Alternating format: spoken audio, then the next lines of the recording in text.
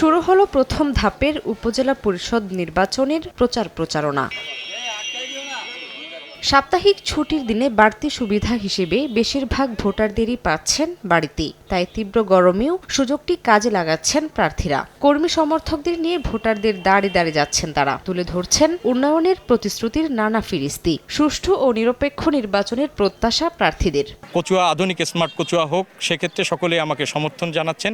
আশা করি বিজয় হবে সকলের দোয়ায়, সকলের ভোটে। এবারের নির্বাচনের অঙ্গীকার হচ্ছে যে কচুয়া উপজেলা চাঁদাবাস মুক্ত, মাদক মুক্ত, সন্ত্রাস মুক্ত, বাল্যবিবাহ মুক্ত, ইফটিজিং মুক্ত উপজেলা হিসাবে আমি গড়ে তুলব।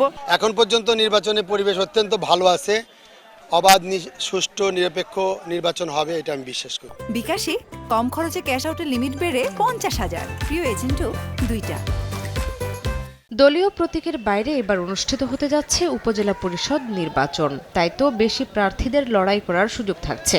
এলাকার উন্নয়ন ও সুখে দুঃখে পাশে থাকবেন এমন প্রার্থীকে বেছে নেওয়ার বিষয়টিকেই বিবেচনায় আনছেন ভোটাররা। জনগণের রাস্তাঘাটটা ঠিকঠাক, জনগণে যেভাবে সুন্দরভাবে চলতে পারে। যারা গরিবরা নিজের মতো মনে করবো, হিংসা করতো না, এরকম প্রার্থী থাকলে আর সবার জন্য ভালো, বিপদ আপদে কাজে লাগলো। যাতে একটা ব্যক্তির উপরে কেউ জুলুম না করে, আমরা এমন লোকই চাই। জনতার দাবি যে প্রশাসনের দৃষ্টি আকর্ষণ করছি, আপনারা কচুয়ায় একটি সুষ্ঠু নির্বাচন আগামী 8ই মে উপহার দেবেন।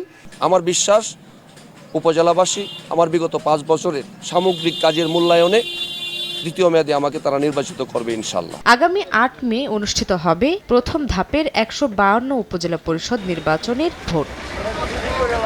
শামীমা শাম্মী, সময় সংবাদ।